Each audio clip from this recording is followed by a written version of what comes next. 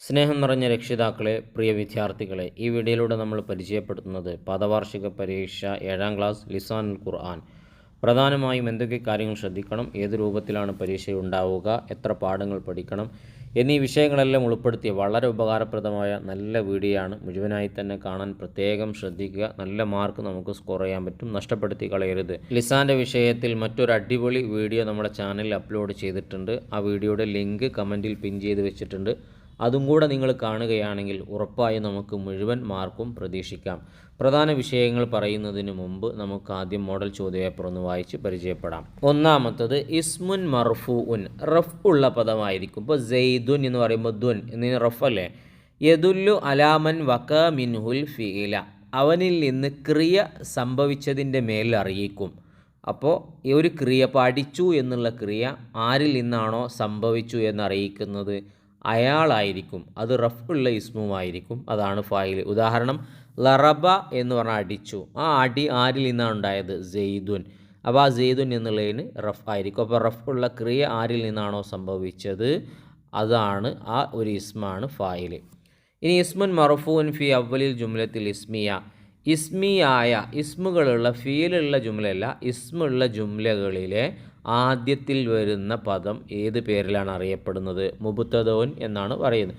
ഉദാഹരണമായിട്ട് ഇപ്പം സെയ്ദുൻ കായിമുൻ, സെയ്ദ് നിൽക്കുന്നവനാണ് എന്ന് പറയുമ്പോൾ ഇപ്പോൾ സെയ്ദുൻ കായിമുൻ, ഈ രണ്ട് പദമുണ്ട്. ഇതിലേതാണ് മുബ്തദ? നിങ്ങൾ പറയാം. മുബ്തദ എന്ന് പറഞ്ഞാൽ തുടങ്ങപ്പെടുന്നത് ആദ്യത്തത് സെയ്ദുൻ എന്നുള്ളത്, കായിമുൻ നിൽക്കുന്നവനാണ് എന്ന് പറയുന്നത് ഖബറുമാണ് രണ്ടാമത്തത്. പക്ഷേ ഇത് ഫീലിയായ ജുംലയല്ല. ഫീലിയായ ജുംലയാണെങ്കിൽ ഫാല വെച്ചിട്ടോ എഫ്അൽ വെച്ചിട്ടോ ആ ഒരു മോഡലിലുള്ളത് ഉണ്ടാകും.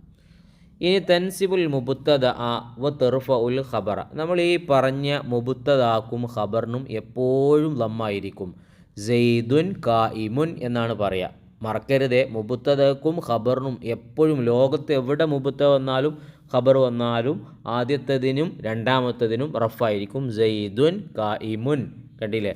ഇനി ഇതിന് മാറ്റം വരും. എപ്പോൾ? ഇന്നയും ഇന്നൻ്റെ കുറച്ച് സഹോദരിമാരും ഉണ്ട്. അവകളിപ്പോൾ ഈ സെയ്ദുൻ കായിമുൻ്റെ തൊട്ട് മുമ്പെന്ന് പ്രവേശിച്ചു കഴിഞ്ഞാലോ ഇന്ന സെയ്ദൻ കായിമുൻ എന്നാകും. അപ്പോൾ സെയ്ദുൻ എന്നുള്ളതിൻ്റെ ലമ്മ് പോയിട്ട് അവിടെ നെസ്ബ് വരും. അപ്പോൾ ഇന്നൻ്റെ പണി എന്താണെന്ന് ചോദിച്ചാൽ നിങ്ങൾ എന്ത് പറയും? ഇന്ന എന്ന് പറഞ്ഞാൽ മുബ്തദക്ക് നെസ്ബും ചെയ്യും, ഖബറിന് റഫും ചെയ്യും. ഖബറിന് മാറ്റമില്ല. ഇന്ന സെയ്ദൻ കായിമുൻ, അതാണ് ഇന്ന വാഹവാത്ത്. മുബ്തദക്ക് നെസ്ബും ഖബറിന് റഫും ചെയ്യുന്നത് ഇന്ന അഖവാത്ത്. അത് മനസ്സിലായി. ഇനി കെലിമത്തുൻ തദുല്ലു അലാ ഹുസൂലി അമലിൻ ഫി സമാനിൻ ഖാസിൻ, ഒരു പ്രത്യേക കാലഘട്ടത്തിൽ ഒരു കാര്യം സംഭവിച്ചു എന്നതിൻ്റെ മേൽ അറിയിക്കുന്നതാണ് എന്ത്? ഫീല്. ഏതെങ്കിലും ഒരു കാലത്ത്, അത് ഭൂതകാലമാവട്ടെ ഭാവി കാലമാവട്ടെ വരാനിരിക്കുന്നതാവട്ടെ, ഏതെങ്കിലും ഒരു കാലത്തൊരു കാര്യം സംഭവിച്ചു എന്നതിൻ്റെ മേൽ അറിയിക്കുന്നതാണ് ഈ ഫീല് എന്ന് പറയുന്നത്. ഇനി ഹുവൽ ഫീലു ലദി യുസ്നദു ഇലാ ഫായിലിഹി, ഫായിലിലേക്ക് ചേർക്കപ്പെടുന്ന ഫീലിന് എന്താ പറയുക? അഥവാ ആ ക്രിയൻ്റെ കൂടെ ഫായില് ചെയ്ത ആൾ വരികയാണെങ്കിൽ അതിനെ പറ്റി പറയുന്നത് മഅറൂഫായ ഫീൽ എന്നാണ്. ഇനി ഈ ക്രിയൻ്റെ കൂടെ ഈ ഫായിലിനെ അഥവാ ചെയ്ത ആളായ കർത്താവിനെ പറഞ്ഞില്ലെങ്കിൽ എന്താ പറയുക? മജ്ഹൂൽ എന്നാണ് പറയുക. ഉദാഹരണമായി പറയുകയാണെങ്കിൽ സുജിന യൂസുഫു, യൂസുഫ് നബിയെ ജയിലിൽ അടക്കപ്പെട്ടു. ഇവിടെ ആരാണ് ജയിലിൽ അടച്ചത് എന്ന് ആ കർത്താവിന് അവിടെ പറഞ്ഞില്ല. നേരെ മറിച്ച് ആരെയാണ് അടക്കപ്പെട്ടത് എന്നാണ് പറഞ്ഞത്. അപ്പോൾ സുജിന എന്ന മോഡലിൽ വരുന്ന ഫീൽ മഅറൂഫാണോ? അല്ല, അത് മജ്ഹൂലാണ്. കാരണം ആ മജ്ഹൂലിലേക്ക് എന്തിനെ ചേർക്കപ്പെടൂല? ഫായിലിന് ചേർക്കപ്പെടൂല. ഫായിലിന് ചേർക്കപ്പെടുന്നതിന് മഅറൂഫും ചേർക്കപ്പെടാത്ത ഫുഇല സുജിന മോഡലിൽ വരുന്നതിന് മജ്ഹൂലും. അപ്പോൾ രണ്ടും പഠിച്ചു വെച്ചു. രണ്ടാമത്തത് നംലഉൽ ഫറാബിൽ മുനാസിബ്, യോജിച്ചതുകൊണ്ട് പൂരിപ്പിക്കാനാണ്. ലബിസത്ത്, അവൾ ധരിച്ചു. അൽ മലാബിസത്ത, വസ്ത്രത്തെ. അവൾ എന്നാകുമ്പോൾ നമുക്ക് സോലിഹിനെ തിരഞ്ഞെടുക്കാൻ പറ്റുമോ? ഇല്ല. സോലിഹ് ആണാണ്. അവൾ എന്ന് പറയുമ്പോൾ സോലിഹത്തുൻ എന്ന് തിരഞ്ഞെടുക്കണം. അത് എളുപ്പമാണ്. കറ അൽ അബു, വാപ്പ ഓതി. കറ ക്രിയയാണ്. അബു ഓതിയ ആൾ കർത്താബ് വാപ്പയാണ്. അത് റഫായിരിക്കും, എപ്പോഴും പറഞ്ഞു. അതിന് ശേഷം വരുന്ന എന്തിനെയാണോ ഓതിയത് എന്നുള്ളത് ഏതായിരിക്കും? നെസ്ബായിരിക്കും. അതിന് ഫതഹു ആയിരിക്കും.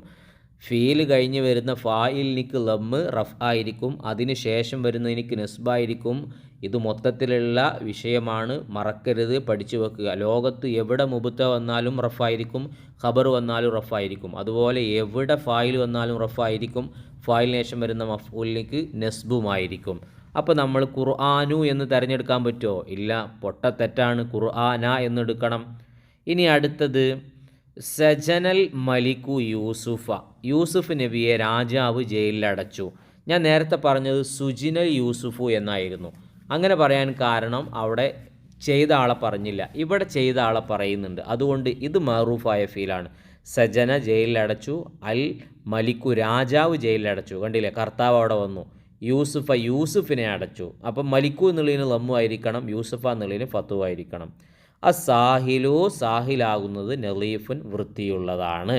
അപ്പോൾ നെലീഫുൻ എന്നുള്ളത് തിരഞ്ഞെടുക്കണം. കാരണം സാഹിലു എന്ന് പറയുന്നത് മുബത്തദയാണ്, അതിൻ്റെ ഖബറിന് നെലീഫുൻ ലമ്മു വേണം.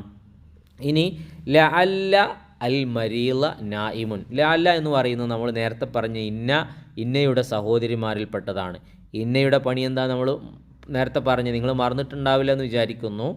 മുബത്തദക്ക് നെസ്ബാണ് ചെയ്യുക. അപ്പോൾ മരീലു എന്ന് പറയാൻ പറ്റുമോ? ഇല്ല, മരീല എന്ന് പറയണം. പിന്നെ നായിമുൻ എന്നുള്ളതിന് റഫ് തന്നെ. അപ്പോൾ ലഅല്ലൽ മരീല നായിമുൻ. അപ്പോൾ ഇങ്ങനെ നോക്കിയിട്ട് വേണം ഓരോന്നും ഫില്ല് ചെയ്യാൻ. ഇനി അടുത്തത് വളരെ എളുപ്പമുള്ള ഒരു ചോദ്യമാണ്. ഫീലിനെയും ഫായിലിനെയും മഫൂലിനെയും വേർതിരിക്കാൻ. ആദ്യം വരുന്നത് ഫീൽ, രണ്ടാമത് വരുന്നത് ഫായിൽ, മൂന്നാമത് വരുന്നത് മഫൂൽ. എത്ര എളുപ്പമാണ്.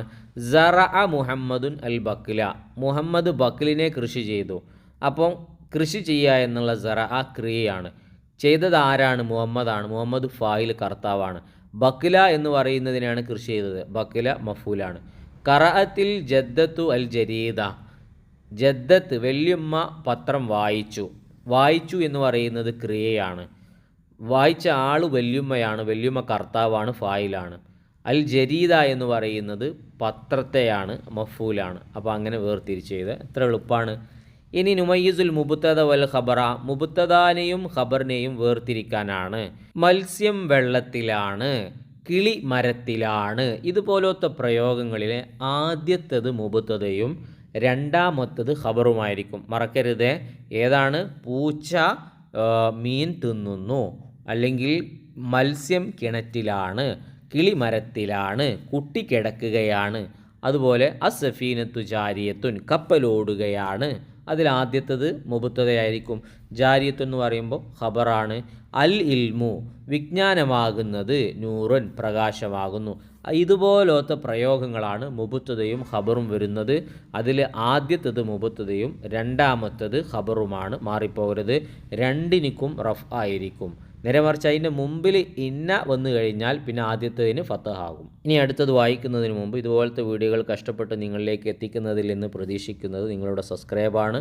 ചെയ്യാത്തവരുണ്ടെങ്കിൽ ചെയ്യുക. നിങ്ങളൊക്കെ ചെയ്തിട്ടുണ്ടാകുമെന്ന് വിചാരിക്കുന്നു. ഒരു ലൈക്ക് ഇപ്പോൾ തന്നെ കൊടുത്തേക്കുക. വീഡിയോ മനസ്സിലാകുന്നുണ്ടെങ്കിൽ, ഉപകാരപ്പെടുന്നുണ്ടെങ്കിൽ അതൊക്കെ കമൻറ്റിലൂടെ എഴുതി അറിയിക്കുക. സന്തോഷം. നുക്കമ്മിലുൽ ജദ്വല, പട്ടിക പൂർത്തിയാക്കാനാണ്. മഅറൂഫ്, മജ്ഹൂൽ എന്നിങ്ങനെയാണ്. ഇവിടെ നമ്മൾ അടിസ്ഥാനമായി മനസ്സിലാക്കേണ്ട കാര്യം, ഫഅല എന്ന രൂപത്തിൽ ഫഅല മൂന്നിനും ഫതഹാണ്. കണ്ടില്ലേ? ഫഅല ഈ രൂപത്തിൽ വരുന്നതൊക്കെ ലോകാവസാനം വരെ മഅറൂഫായിരിക്കും. ഫുഇല ഈ രൂപത്തിൽ വരുന്നതൊക്കെ എന്നും മജ്ഹൂലായിരിക്കും. മാറരുതേ. ഇത് രണ്ടും മാലിയല്ലേ? ഫഅല ഫുഇല മാലിയാണ്. ഇനി ഇതിൻ്റെ മുലാരി നമുക്കെടുക്കാം. ഫഅലൻ്റെ മുലാരി എന്താണ്? യഫ് അലു. ലോകാവസാനം വരെ യഫ് അലു മഅറൂഫായിരിക്കും. ഇനി ഫുഇലിൻ്റെ മുലാരി എന്താണ്? യുഫ് അലു. യഫ് അലു യുഫ് അലു. യുഫ് അലു മജ്ഹൂലാണ്, എന്നും മജ്ഹൂലാണ്. അപ്പോൾ ഈ രൂപത്തിലേക്ക് വരുന്നത് മജ്ഹൂലായിരിക്കും. ഇത് മനസ്സിലാക്കിയാൽ 90% ഇതുപോലത്തെ പദങ്ങൾ നമുക്ക് വേഗം വേഗം എഴുതി പോകാൻ പറ്റും. ഫഅല നിങ്ങൾ എന്ത് എഴുതണം? ഫുഇല എന്ന് എഴുതണം. സുജിന എന്ന് കൊടുത്തിട്ടുണ്ട്, സജന എന്നാക്കണം. അക്കിരിമ എന്ന് കൊടുത്തിട്ടുണ്ട്, ഉക്കിരിമ എന്നാക്കണം. യഫ് അലു ഞാൻ നേരത്തെ പറഞ്ഞ യഫ് അലു യുഫ് അലു എന്നാക്കണം. യല് റിബു എന്നുള്ളതിന് യുല് റബു എന്നാക്കണം. യുഫ് അലു മജ്ഹൂൽ എപ്പോഴും യുഫ് അലു മോഡലായിരിക്കും. പിന്നെ മാലിയിൽ ഫുയില മോഡലായിരിക്കും. യൻ സുറു എന്നുള്ളതിന് എന്താക്കണം? യുൻ സറു യുഫ് അലു. അപ്പോൾ മജ്ഹൂലിൻ്റെത് പ്രത്യേകം മനസ്സിലാക്കുക. മാലിയിൽ ഫുയില രൂപത്തിലും മുലാരിയിലാണെങ്കിൽ യുഫ് അലു, യുൻസറു, യുക്ക് തബു, യുൽറബു. ഓക്കെ, വളരെ എളുപ്പമാണ്. ഇനി അടുത്തത് നെൽബിത്തു ബിൽ അഷ്കാലി, ഹർക്കത്തിട്ട് കൊടുക്കാനാണ്. കഅന്ന എന്ന് വന്നിട്ടുണ്ട്. കഅന്ന നമുക്കറിയാലോ ഇന്നൻ്റെ സഹോദരിയാണ്. അപ്പോൾ ഏതാണ്? ആദ്യത്തേന് ഫത്തഹും രണ്ടാമത്തേന് ലമ്മും റഫു ആയിരിക്കും. അപ്പോൾ കഅന്നൽ കമറ മിസ്ബാഹുൻ. ഇതൊക്കെ വളരെ എളുപ്പമാണ്. ഇനി വരിബ് അറബിയാക്കാനാണ്. ഷാക്കിർ വിദ്യാർത്ഥിയാണ്. ഷാക്കിറുൻ തോലിബുൻ. ഷാക്കിർ ആകുന്നത് വിദ്യാർത്ഥിയാണ്. മുബത്തതയും അബറും ആണത്. പിന്നെ പൂച്ച മീൻ തിന്നു. അക്കലൽ ഹിറത്തു അസ്സമക്കത്ത.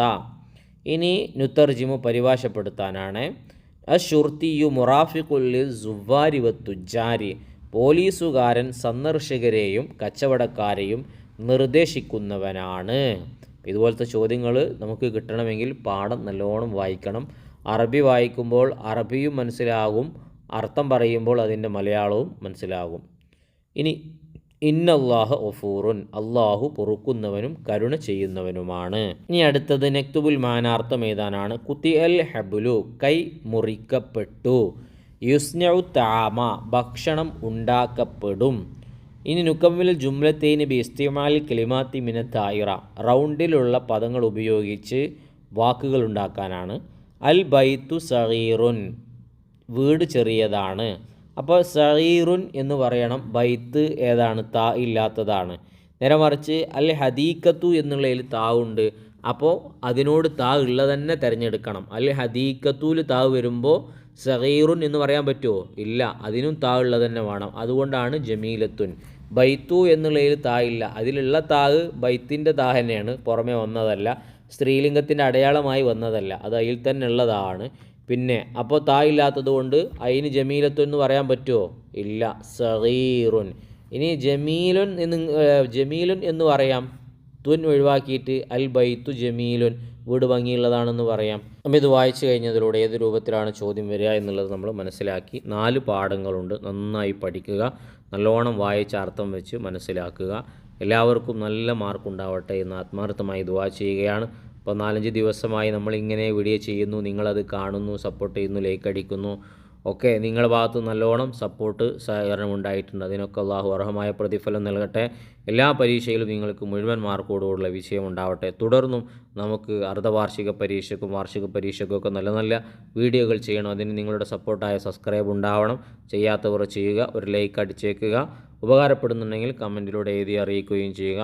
നിങ്ങളൊക്കെ ഉസ്താദിന് വേണ്ടി പ്രത്യേകം നിങ്ങൾ ദുആയിൽ ഉൾപ്പെടുത്തണം എന്നറിയിക്കുകയാണ്. ഇൻഷാ അല്ലാഹ് നല്ല നല്ല വീഡിയോയുമായി നമുക്ക് വീണ്ടും കാണാം.